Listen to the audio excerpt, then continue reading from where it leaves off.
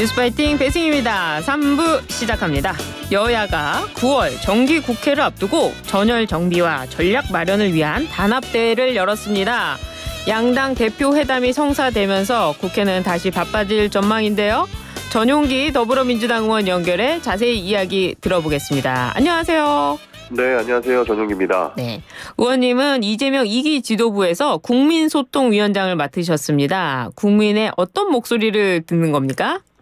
사실상 모든 이야기를 다 듣는다고 해도 무방합니다. 네. 그러니까 지금 현실에 살기가 너무 어렵다라든지 민주당이 어떠한 방향으로 가야 된다든지 네. 이런 얘기들을 많은 분들께서 해주고 있지 않습니까? 예. 그런 부분들을 잘 듣고 지도부에 전달하는 그런 역할을 할 것 같습니다. 그렇군요. 민주당이 지금 인천에서 1박 2일 워크숍을 열고 전열을 정비하고 있는데요. 이재명 대표는 국민의힘이 못하니 민주당이 국정의 방향타를 잡겠다 이렇게 말했습니다. 165개의 입법 과제를 선정하고 한동훈 대표가 제안한 제3자 특검법을 민주당에서 발의하는 방안을 논의했다고 하는데 어떤 내용입니까? 굉장히 좀 많은 내용들입니다. 네. 그러니까 각자의 상임위에서 이렇게 민생법원과 관련된 내용들은 이게 주요 의제 토론을 통해서 선정을 해놨고요. 예. 대표적으로 제3자 특검안 같은 경우에는 사실상 대통령실의 눈치를 국민의힘이 보고 있는 상황이라서 뚜렷한 결과를 내고 있지 못한 실정인 것 같습니다. 네. 그래서 민주당이 생각하는 3자가 특검을 추천할 수 있는 방안을 강구하겠다. 여기에서 국민의힘과 한동훈 대표는 제대로 정말로 진실을 밝히고자 하는 의지가 있다면 따라와야 된다라고 하는 내용을 이야기했습니다. 아, 그렇군요. 한동훈 대표와 이재명 대표 여야 대표 회담이 이번 주 일요일 국회에서 개최되는 상황인데요. 의제는 아직 확정되지 않은 것 같은데 어떤 의제가 올라가는지 좀 예상할 수 있을까요? 민주당 같은 경우에는 한동훈 대표가 공약했던 세금대 특경과 그다음에 민주당의 공약인 지역화폐 전국민 25만 원, 그다음에 지구당 부활을 이야기하고 있고 국민의힘은 정쟁 중단, 정치개혁, 민생회복 이렇게 이야기를 하는데요. 네. 사실상 지금 현안에서 가장 문제가 되는 내용들을 빼놓고 갈 수는 없겠죠. 그래서 의대 정원 문제라든지 네. 조금 전에 민주당이 주장했던 해병대원 특검법 같은 경우는 빠지지 않고 논의가 되어야 될 사안이다. 저희는 그렇게 보고 있습니다. 의제 조율이 안 되면 회담이 좀 미뤄지는 겁니까?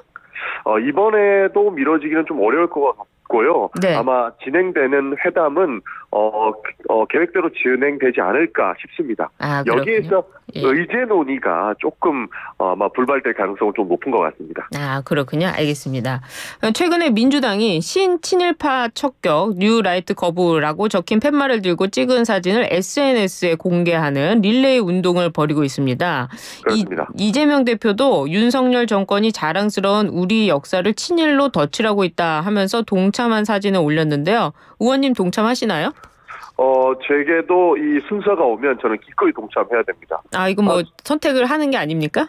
선택을 하는 거죠. 그러나 못할 건 없지 않습니까? 예. 누가 친일파가 득세하는 그런 상황을 즐기겠습니까? 저는 추호도 인정하지 못하는 부분이기 때문에 제게 순서가 오면 저도 적극 동참할 생각입니다. 예, 친일파 척격과 관련해서 이게 어떻게 보면 반일 운동이나 마찬가지인데 일본에 사는 우리 제1교포들, 이 제1교포들의 입장은 생각해 보신 적이 있는지요? 아니 친일 청산과 반일 운동이랑 무슨 상관인지 전 모르겠습니다.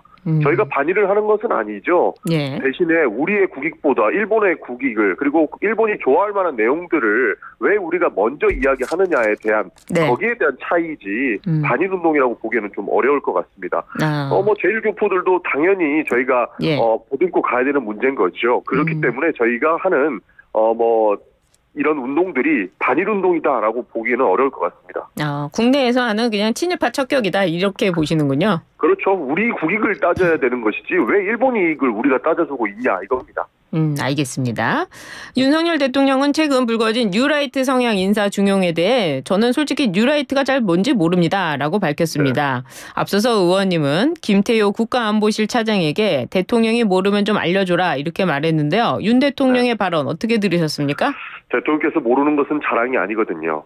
아마 순수성을 강조하기 위해서 나는 뉴라이트고 그다음에 친일이고 이런 거 모르고 그냥 적법한 절차에 의해서 인사를 하셨다라고 이야기를 하시는데 뉴라이트와 이 친일 의혹 논란에 대해서 이만큼 사회적으로 문제가 됐다면 대통령께서는 그것에 대해서 배우고 만약에 잘못 결정하신 바가 있다면 수용하고 수정할 수 있는 용기도 필요한 것입니다.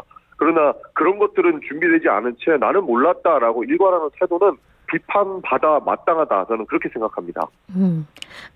민주당이 정부에서 중용되고 있는 인사들을 뉴라이트 혹은 친일파로 규정하고 친일 인사 공직 임명 방지법을 발의했습니다. 그렇습니다. 예, 이 법안 내용 좀 설명해 주세요. 그러니까 뭐 쉽게 얘기를 하면 일제강점기 때나 그리고 친일 반민족 행위를 미화하거나 정당화하지 말라는 내용입니다.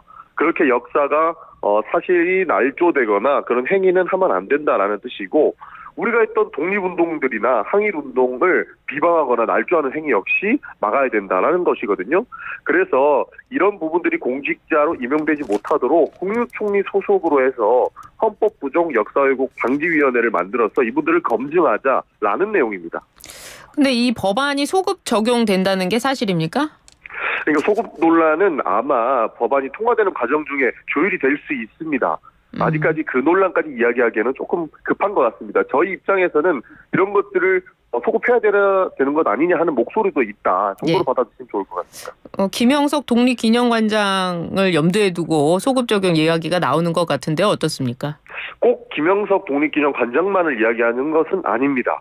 사실 이 정부에서 요즘 들어서 하는 인사들이 전부 다 말이 안 되는 인사라고 저희는 생각을 하거든요. 예를 들어서 뭐 김문수 노동부 장관 후보자 같은 경우에는 나라를 뺏겼는데 우리가 일본인이었지 그럼 누구냐라는 말도 안 되는 말씀을 하고 계세요.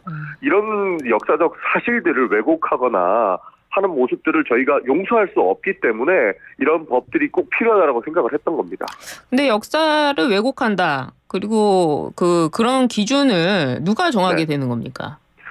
그러니까 국무총리 소속의 우리 헌법 부정 그다음에 역사왜곡 방지위원회에서 각 전문가들을 모아놓고 심사할 수 있는 단위를 만들자라는 겁니다. 그 심사위원들이 역사를 과연 어떤 식으로 팩트를 정할 수 있는 거죠? 뭐 충분히 논란거리는 있을 수 있습니다만 그래도 정부에서 위원회가 생긴다면 여야든지 생각이 다른 많은 사람들을 모아놓고 이 기준을 정할 것이다. 그렇게 보고 있습니다. 사실 학계에서는 그런 얘기도 하죠. 어떻게 교육이나 그 사상의 자유를 침해할 수 있느냐라고 말씀을 해주시는데요. 아무리 우리가 그 사상의 자유가 있다고는 하나 공직 임용에 앞서서 공산주의자나 친일파를 공직에 앉힐 수는 없는 것 아닙니까? 그 모든 자유에는 책임이 따른다고 생각을 해서 그런 차원에서 이렇게 역사 왜곡을 하거나 하는 모습들은 본인이 책임을 질 수 있게끔 공직 임용만큼은 조금 더 까다롭게 보수적으로 해야 된다. 저는 그렇게 생각을 합니다. 표현의 자유에는 그 상충이 안 되는 걸까요? 뭐 충분히 상충은 뭐 될 수 있다라고 논란은 있을 수 있는 것 같은데요. 저는 충분히 논란을 타개할 수 있다, 헤쳐나갈 수 있다라고 보는 것이 모든 자유에는 책임이 따르지 않습니까? 근데 표현의 자유를 이야기하실 거면 그냥 계속 표현의 자유를 누리시면 됩니다. 공직에 들어가서는 공직의 자세를 가져야 되는 것이지 공직에 들어가서도 나는 표현의 자유를 누릴 것이다 라고 하는 것은 바람직하지 않다고 봅니다. 그런데 그 역사 왜곡이라는 그 역사, 그 왜곡되는 역사의 주제를 왜 한정하는 겁니까? 이미 우리 헌법에 나와 있는 내용 아닙니까? 우리는 우리 3.1운동을 계승하는 시대 정신을 가지고 있다라고 하는 내용들이 있는데 요즘 들어서 왜 이렇게 이 헌법 자체를 부정하시는 분들이 많이 나오는지 모르겠습니다. 우리의 역사적 정통성을 흔드는 행위 이런 것들은 우리 대한민국 자체를 부정하는 행위로 볼 수 있기 때문에 공직 임용에는 정말로 부적절하다라고 생각하기 때문에 이런 부분들은 충분히 재단할 필요가 있다. 공직에 앞서서는 더 그렇게 해야 된다라고 보는 겁니다. 그 심사위에 대해서는 대통령 추천 3명, 대법원장 추천 3명, 국회 추천 5명, 총 11명, 그래서 6명 창선 시 역사 왜곡 행위자로 판단한다고 하던데요. 그렇습니다. 이걸 다수결로 판단할 수가 있는 겁니까? 역사 왜곡을 하면 하는 거고 아니면 아닌 거 아니에요? 그렇죠. 그렇습니다. 그 부분은 충분히 논란거리가 있겠습니다만 결국에는 우리 헌법에서 정하고 있는 바가 있지 않습니까? 그런 부분들을 넘어서 논란거리를 제공하는 그런 분들은 전 잘 걸러질 거라고 보고 있습니다. 사실 정부에서 인사권을 가지고 나서 원래 알아서 이런 것들을 거르는 거였거든요. 그러나 대통령이 지금 나 몰라라 하고 있지 않습니까? 그런 부분들을 하나라도 더 잡아내고 이런 걸름망이 필요하다라고 생각이 됩니다. 대통령 추천도 마찬가지라고 생각이 드는데요. 만약에 네. 야당에서 지금 민주당에서 나온 대통령이 되거나 또 네. 그리고 이쪽 국민의힘에서 대통령이 되거나 그 찬반 양론이 있을 것 같고 국회 추천 5명이라고 했는데 국회 네. 추천 5명 중에는 여야 각각 몇 명씩 추천하게 되는 겁니까? 그러니까 모든 것은 논란거리가 있겠지만 예. 법률에 의거해서 하는 것이기 때문에 크게 우리가 상식선에 벗어난 그런 행위들은 일어나지 않을 것이다라고 보면 좋을 것 같고요. 저는 그렇게 볼 수 있을 것이라고 생각을 합니다. 이 추천 명수에 대해서는 아직까지 법안이 논의조차 되지 않고 있는 부분이기 때문에 아마 법이 통과된다면 여야가 함께 머리를 맞대고 해당 부분에 대해서 얼마나 형평성을 제고할 수 있을지를 봐야 될 것 같습니다. 그래요. 민주당에서 역사 왜곡에 대한 이야기를 하고 있는데 과연 국민들은 또 어떻게 받아들일지 좀 지켜보도록 하고요. 알겠습니다. 예, 민주당은 또 이재명 대표의 병상 지시로 정부의 독도 지우기 진상조사에 나섰습니다. 김재원 최고위원은요. 길 가다가 도깨비 만났다고 소리 지르는 헛것 본 사람이냐라고 비판을 했는데요. 이게 반론을 좀 들어봐야 될 것 같아요. 그러니까 저도 김재원 전 최고위원께서 말씀하실 때 라디오에서 이야기한 바가 있습니다. 네. 설마 나라까지 팔겠어? 라고 생각을 했는데 실제로 나라를 팔아버린 사람들이 나오지 않았습니까? 우리가 독도 문제만큼은 굉장히 보수적으로 접근을 해야 된다고 보는데 요즘 들어서 독도와 관련된 조형물이 계속적으로 없어지고 독도 수요 훈련이 갑자기 동해 영토 수요 훈련으로 바뀌고 일본의 눈치 보는 듯한 행위들이 지속적으로 발견되고 있기 때문에 설마 독도까지 문제 제기하고 있는 일본에 설마 손을 들어주는 것 아니냐 하는 의심이 당연히 생길 수밖에 없는 겁니다. 그래서 지금 아무 일 없다라고 손바닥으로 하늘을 가리지 말고 이런 문제들은 대통령께서 방송에 나오셔서 노무현 대통령 때처럼 독도는 우리 땅입니다, 여러분. 일본이 뭐라고 하든 우리 땅입니다. 한마디 해주시면 모든 것이 해결될 것이다. 저는 그렇게 봅니다. 근데 그 독도와 관련된 조형물을 그러면 그게 오래돼도 그냥 가만히 놔둬야 됩니까? 100년 만년 놔둬야 되는 겁니까? 충분히 수정할 수는 있죠. 예. 그러나 사전에 미리 공지가 돼 있었고 이것이 단계적으로 하나씩 처리가 됐고 오히려 더 강화한다고 했다면 누가 비판을 할 수 있겠습니까? 그러나 갑작스럽게 전국적인 단위에서 굉장히 많은 수의 독도 조형물이 철거가 되고 있고 이런 교육들이 약화되고 있다고 저희는 느끼기 때문에 이런 부분에 대해서는 강력히 비판을 하고 왜 이렇게 보수적으로 하지 못하느냐라고 하는 부분을 이야기하는 것이죠. 그 관련해가지고 문재인 정부 때는 독도 예산을 대폭 삭감했었습니다. 그럼 문재인 정부 때 독도 예산 삭감도 독도 지우기로 들어가는 겁니까? 그것은 논란거리가 있는 것이죠. 그 독도 예산을 어느 부분에서 잘랐다라고 하는 부분들은 아직까지 논쟁거리가 많습니다.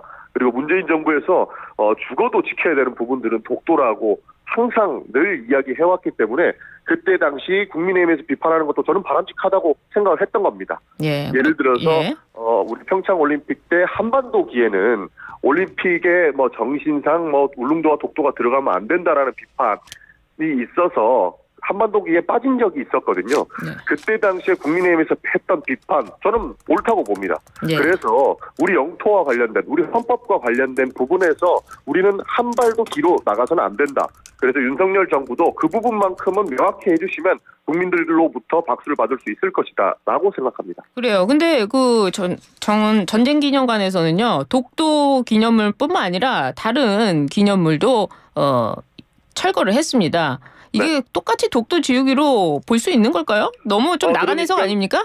난해석이라고 볼 수 있는데 갑작스럽게 많은 곳에서 이런 일이 일어나고 있기 때문에 저희 입장에서는 설마 또 이렇게 뒀다가는 어떤 큰일이 일어날지 모른다라는 생각을 가지고 있습니다. 그래서 이런 부분에 대해서 정확하게 지적을 해주고 앞으로는 이런 생각을 할 수도 없을 정도로 만들어놔야 된다 생각을 합니다.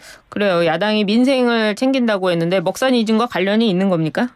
먹산 이중과 충분히 관련이 있죠. 어떻게 우리가 있습니까? 역사를 잊은 민족에게는 미래가 없는 것 아닙니까? 과거부터 부정하고 들어가면 어떻게 먹고 사는 문제에 치중할 수 있겠습니까? 또 다른 논쟁거리를 만들지 않기 위해서 우리가 노력을 해야 되는 것이고 과거사 문제부터 여야가 함께 풀어나간 이후에 역사 문제, 먹산이즘을 풀어나간 것이 맞다고 봅니다. 그러나 이 논란 자체를 누가 만들었느냐? 저는 원인 제공을 윤석열 정부가 했다고 보는 겁니다. 그래요. 지금 뭐 국민 간에는 일본과의 교류도 많이 하고 있는데 적절하게 해야 되는 정치권의 영향 걱정도 있을 것 같다 이런 생각도 듭니다. 알겠습니다. 맞습니다. 네. 민주당이 통과시킨 이정석 검사의 탄핵 소추안이 헌법재판소에서 만장일치로 기각이 됐습니다. 헌재는 범죄 경력 조회와 위장 전입 등 문제에 대해서는 사실관계가 명확하지 않거나 직무 집행과 관계가 없다고 판단을 했는데요. 민주당은 이에 대해서 어떤 입장입니까? 사실 큰 유감의 표현을 안 할 수가 없는 부분이죠. 사실 구체적인 사유와 관련 증거가 많이 부족한 상태에서 이런 재판이 이루어졌던 것이거든요. 예. 그래서 추가적으로 보완해야 할 지점들이 더 많이 보이기 시작했습니다. 공직자 비위에 관련해서 조사권을 강화해서 보다 객관적인 판결이 가능하게끔 만들어야 되겠다라는 것이거든요. 사실 이정섭 검사 측에서 어떠한 사유를 정확하게 냈는지는 아직 확인을 못했습니다만 지금 국회 측의 대리인께서 했던 말들을 빌려보면 소추 사유 불특정과 수사 중이라는 사유로 증거를 많이 제출하지 않았다. 그러니까 증거를 제출되지 않은 것들이 많다라고 이야기한 부분에 대해서 비추어 보았을 때 이 부분은 추가적으로 객관적인 판결을 할 수 있게끔 조사권이 강화돼야 된다라는 것에 저는 힘을 실어야 된다 이렇게 보고 있습니다. 아니면 애초에 증거도 없는데 지금 민주당에서 탄핵을 무리하게 했다 이런 비판을 면할 수 없을 것 같은데요? 이미 국정감사에서 여러 가지 증거들이 제시가 됐죠. 그러나 예. 더 디테일한 증거는 검찰 측에서 수사 중인 사유라는 이유로 하지 않았던 부분이 있던 겁니다. 그래서 부족했던 거고 공수처가 지금 또 관련된 사건을 수사하고 있지 않습니까? 의원님 제가 좀 다시 질의를 드릴게요. 네. 이 탄핵 소추는 민주당이 원고가 되는 거 아니겠습니까? 그렇다면 네. 그 법원에 가면 원고가 이 주장에 대한 증거를 입증해야 되는 상황인데 그 증거가 없는 상태에서 지금 탄핵을 소추했다는 거 아니겠어요? 그러니까 원래 관련된 증거를 저희가 제출하고 예. 수사 중이지만 탄핵 심판과 관련된 증거는 예. 당연히 제출이 되어야 되는 부분인데 그런 부분이 안 됐다는 것 아닙니까? 저희가 수사권이 없습니다. 그래서 말씀드렸던 것처럼 공직자 비위와 이 탄핵에 관련된 내용에 대해서는 수사권이든 조사권을 강화할 필요가 있다고 하는 게 저희가 입증할 수 있는 증거를 더 많이 제시하기 위해서 이런 후속 조치들이 필요하다고 말씀을 드리는 겁니다. 그래요. 만약에 근데 그 말씀드린 대로 위장 전입이나 뭐 이런 부분 방역법 위반이라면 이 방역법 위반, 위장 전입 등이 탄핵 사유라면 사실은 민주당 정부에서도 공직을 맡을 인사가 거의 없지 않았나 이런 생각도 드는데요. 예를 들어서 그런 충분히 달게 받아들여야 된다고 생각을 합니다. 그때도 왜 탄핵을 안 하셨습니까? 이미 사실 다른 공직자들은 징계를 받는 부분들이 많습니다. 그러나 검사가 징계받는다라는 것은 법에 명시가 돼 있는 부분이라서 그것을 정확하게 하기 위해서 저희가 탄핵 소추를 한 것이거든요. 그래서 저희는 이번에 검사의 탄핵을 공직자의 징계 행위로 봤던 것이지 저희가 무분별하게 누군가 정적을 제거하기 위해서 했다라고 보는 것들은 굉장히 받아들이기 어려운 지점입니다. 탄핵이라는 것은 목적이 있는 것이고 징계는 징계라는 목적이 있는 것인데 징계를 위해서 탄핵했다는 것 자체가 이 탄핵 소추를 악용한 거 아닙니까? 아마 앵커께서 이 법을 조금 더 보면은 좀 더 명확하게 나오실 거라고 보는데요. 네. 검사의 징계의 가장 높은 단위가 탄핵입니다. 다른 공직자와 나누어져 있어요. 헌법에 명시되어 있는 직무이기 때문에 이 징계와 관련된 내용이 법에 명시되어 있는 거고 그 가장 높은 단위의 징계가 탄핵이라고 돼 있는 것이기 때문에 우리가 기존에 나와 있는 뭐 법관 탄핵이라든지 그리고 뭐 대통령 탄핵 이런 것과는 검사 탄핵을 조금 더 다르게 봐야 됩니다. 그래요? 그런데 많은 분들께서는 이재명 대표가 연루된 쌍방울 그룹 대북 송금 의혹 수사를 지휘했기 때문에 이 수사 지원 목적이 아니냐 이런 비판을 제기하고 있습니다. 그거는 그냥 너무 정치적으로 해석한 것 같고요. 저희는 누구나 할 것 없이 문제가 있는 사실들이라면 바로 잡아야 된다라는 그런 논리에 입각해서 한 것이기 때문에 그 부분과 연결 짓는 것은 굉장히 과도한 해석이다라고 생각합니다. 그래요. 알겠습니다. 우리 의원님 오늘 쭉 질문 어려운데도 답변 잘해 주셔서 너무 감사합니다. 감사합니다. 네, 지금까지 전용기 더불어민주당 의원이었습니다.